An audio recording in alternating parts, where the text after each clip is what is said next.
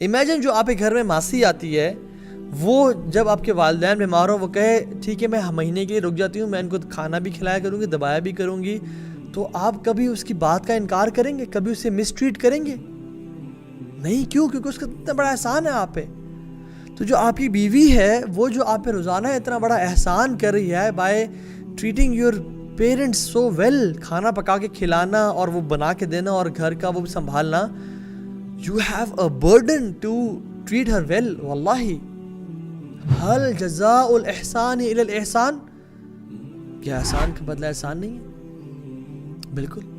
تو ہم لوگ جو بیسکلی باہر کبھی میٹنگ پہ ہوتے ہیں، گیٹ ٹوگیدر پہ ہوتے ہیں، اگر ہم لوگ بیوی گھر میں رات کو لیٹ انتظار کری ہے اینڈ دین وی ایکسپیکٹ کہ جب ہم گھر آئیں گے تو وہ روٹی بھی پکائے گی اور کھانا بھی وہ مجھے گرم سرو کرے گی، اور کال بھی نہیں کرتے کہ میں لیٹ ہو جاؤں گا، بجائے کہ ہم اس کو کال کرتے کہ میں لیٹ ہو جاؤں گا، یا پھر یہ کہتے ہیں کہ تم پلیز میرا ویٹ کرنا کہ آج میں باہر سے کھانا کھا رہا ہوں تو میں باہر سے کھانا لے کے آؤں گا. کیوں؟ کیونکہ میں نے آج باہر سے کھانا کھایا ہے and I want you to eat the same which I at.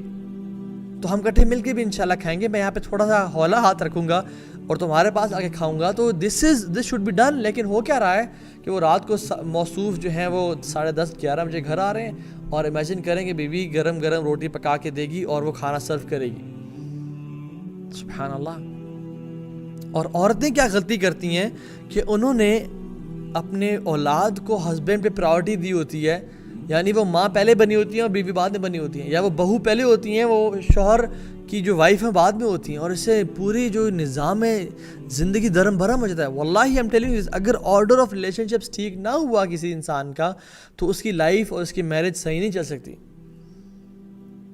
اور جو جوائنٹ فیملی میں جو ہمارا نظام چل رہا ہے، joint family system is not a proposed system by the deen. Ideally husband and wife should be living in a separate house. اچھا سوال سے پیدا ہوتا ہے کہ پھر جو ماں باپ ہیں، جو بوڑھے ماں باپ ہیں، وہ کسی رسپانسبلٹی ہے؟ واللہ یہ ہسبینڈ کی رسپانسبلٹی ہے.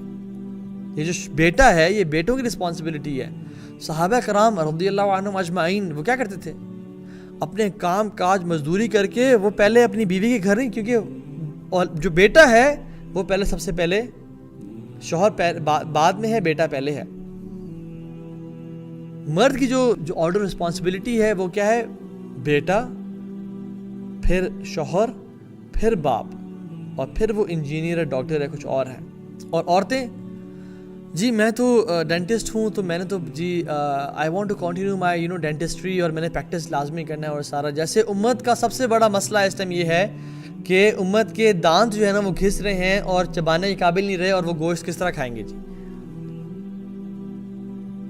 اور یہ جو ہے صاحبہ ماشاءاللہ جو ابھی ان کی شادی ہوئی ہے، یہ پریکٹس کرنا چاہتی ہیں ڈینٹسٹری کو یا کلینک کھولنا چاہتی ہیں، کیونکہ ان کا لائف کا پیشن ہے کہ میں اس کو پرسو کروں، چاہے ہسبینڈ کے دانت ٹوٹ جائیں، گر جائیں، ہسبینڈ بعد میں آئیں گے، پہلے امت کے تو لوگوں کا مسئلے سالو کر لوں نا میں.